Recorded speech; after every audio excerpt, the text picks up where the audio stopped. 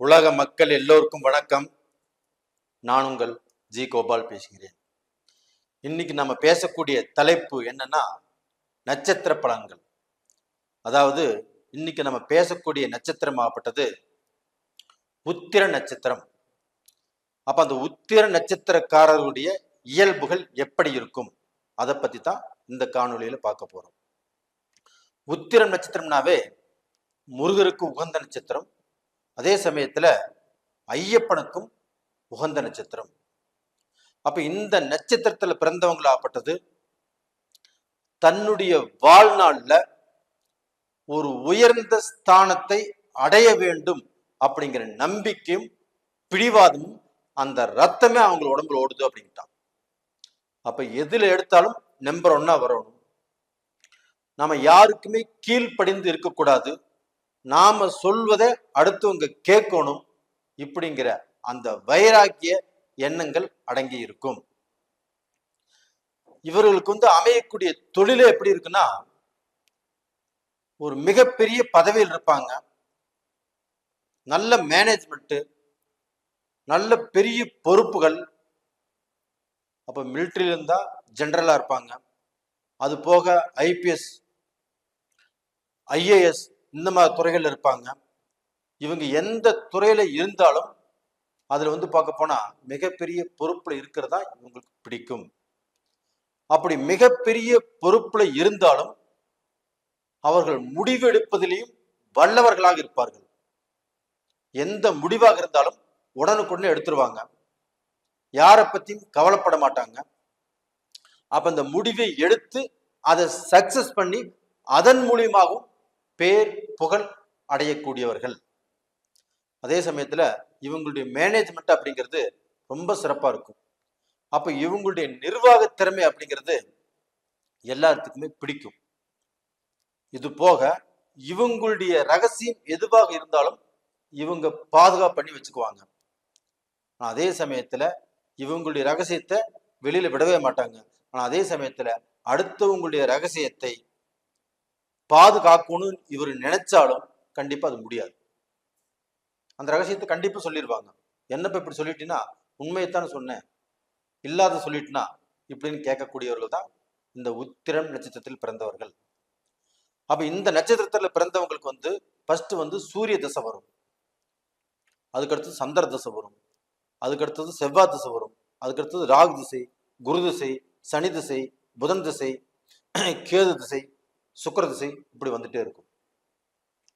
ஆனா இவங்க இந்த ராகு திசை வரக்கூடிய காலகட்டங்களில் தனது இளமை காலத்தில் கொஞ்சம் கஷ்டப்பட்டு தான் வாழ்க்கையில முன்னேறுவாங்க. அப்ப கொஞ்சம் கஷ்டப்படுறாங்கன்னா அந்த கஷ்டப்பட்டாதான் அதுல சில அனுபவங்கள் உங்களுக்கு கிடைக்கும்.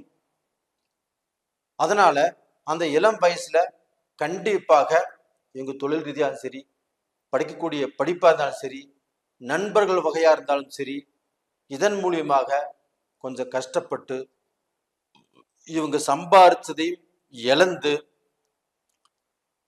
அதுக்கப்புறம்தான் இவங்களுடைய வாழ்க்கையில படிப்படியாக முன்னேற்ற பாதையில வருவதற்குண்டான வாய்ப்புகளே கிடைக்கும். அப்ப டோட்டலா பாத்தீங்கன்னா இவங்க கஷ்டப்பட்டு சம்பாரிச்சு வச்சிருக்கிறாங்கன்னு வச்சுக்கோங்களேன். அந்த கஷ்டப்பட்டு சம்பாரிச்சு வச்ச அந்த ப்ராப்பர்ட்டிஸை கண்டிப்பாக இவங்களுடைய வயசுல கண்டிப்பாக இழந்து அதுல ஒரு அனுபவத்தை சம்பாரிச்சு அதுக்கப்புறம்தான் இவங்களுடைய வாழ்க்கையில முன்னுக்கு வருவாங்க. அப்ப இது மட்டும் இல்லைங்க, இவங்க இவங்களுடைய வாழ்நாள்ல இவங்க குலதெய்வத்தை அதிகமாக, இப்ப மாசத்துக்கு ஒரு முறை கூட இவங்க குலதெய்வத்து கோயில வழிபட்டுட்டே இருக்கணும். அப்ப அந்த குலதெய்வத்தை என்னைக்குமே மறக்கக்கூடாது. இவங்களுக்கு வருஷத்துக்கு ஒரு டைம் போறதை விட மாசத்துக்கு ஒரு முறை போறதே ரொம்ப நல்ல விஷயம். அதே சமயத்துல இவங்களுக்கு குழந்தை பிறக்குதுன்னு வச்சுக்கோங்களேன், அந்த குழந்தை பிறந்து 3 வயசு அந்த குழந்தைக்கு ஆகிற வரைக்கும் அந்த குழந்தையையும் ஜாக்கிரதையாக பார்த்துக்கணும்.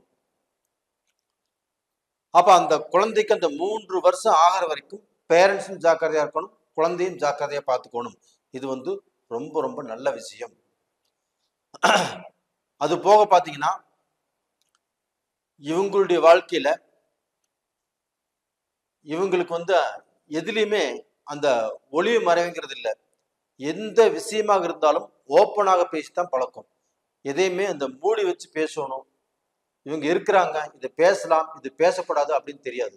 எப்பவுமே ஓப்பன் டைப்பா தான் இருப்பாங்க. இந்த ஓப்பன் டைப்பாக இருக்கிறதுனாலையும் சரி, இவங்க பெரிய பெரிய உத்தியோகத்துல சில முக்கியமான முடிவுகளை எடுப்பதாலும் சரி, இவங்களுக்கு ரொம்ப சீக்கிரமாக எதிர்ப்புகள், சில போட்டி பொறாமைகள் இதை தேடிக்கொள்வாங்க. அப்ப எப்பவுமே இவங்களுக்கு எதிரிகள் இருப்பாங்க, இவங்களை சுத்தி போட்டி பொறாமைகள் இருக்கும். அதோடு தான் இவங்க வாழ்ந்துட்டு இருப்பாங்க. அப்ப அந்த எதிர்ப்புகளோ அந்த போட்டி பொறாமைகளே இருந்தாலும் அதை பத்தி டோன்ட் கேர், அதை பத்தி கவலைப்பட மாட்டேன் அப்படிங்கிற போக்குல தான் போயிட்டு இருப்பாங்க. அப்ப டோட்டலா பாத்தீங்கன்னா இவங்களுக்கு பிடித்த மரமாகப்பட்டது அரளி மரம். அப்ப அந்த அரளி மரத்தை இப்ப சிவன் கோயில்லையோ இல்ல பெருமாள் கோயில்லையோ ஏதாவது உங்களுக்கு தெரிஞ்ச இடத்துல அந்த செடியை நட்டி அதை பாதுகாத்து வருவது உங்களுக்கு ரொம்ப நல்ல விஷயம். ஏன்னா அரளி மரம் அப்படிங்கிறது உங்களுடைய ராசிக்கு உகந்த மரம். அப்ப இந்த மரத்தை நீங்கள் நட்டி பாதுகாப்பு செய்து வந்தால் உங்களுடைய குலம் கோத்திரத்துக்கு நல்லது, உங்களுடைய எதிர்காலத்துக்கு நல்லது, உங்களுடைய மக்களுக்கும் நல்லது.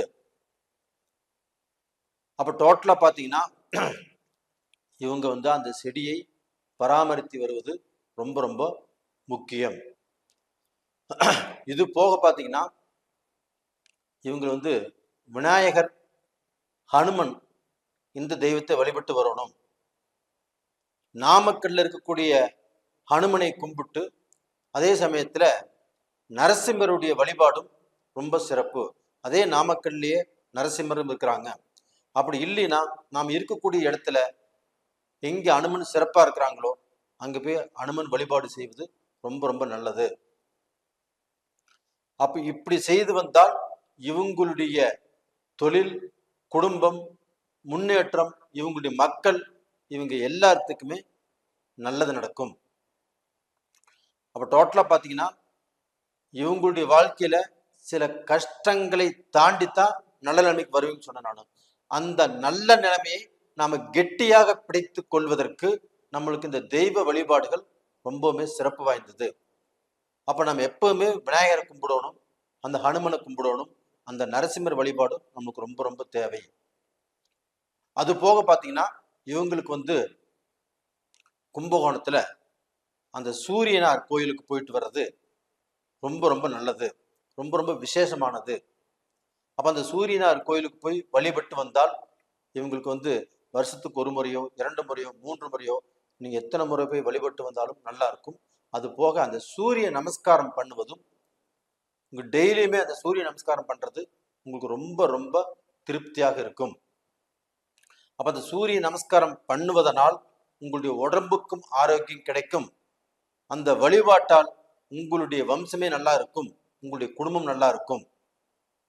அது போக பாத்தீங்கன்னா நீங்க எவ்வளவு கஷ்டங்களை சந்தித்தாலும், எவ்வளவு பிரச்சனைகளை சந்தித்தாலும் அந்த பிரச்சனைகளிலிருந்து விடுபட்டு நல்ல நிலைமைக்கு வருவதற்கு இந்த சூரிய நமஸ்காரம் கண்டிப்பாக உதவும். நேயர்களே, இந்த பதிவு பிடிச்சிருக்குன்னு நினைக்கிறேன். பிடிச்சிருந்தா லைக் பண்ணுங்க, சப்ஸ்கிரைப் பண்ணுங்க, ஆல் அப்படிங்கிற பெல் பட்டனையும் ப்ரெஸ் பண்ணிக்கோங்க. உங்க ஜென்ம ஜாதகத்துல நடக்கக்கூடிய தசா புத்திகள் உங்களுக்கு சாதகமாக இருக்கிறதா அப்படின்னு நீங்க பார்த்து தெரிஞ்சுக்கோன்னா கீழே 2 நம்பர் கொடுத்துருக்குறோம், கான்டாக்ட் பண்ணுங்க. உங்களிடமிருந்து விடைபெறுவது உங்களின் ஜி கோபால். நன்றி, வணக்கம்.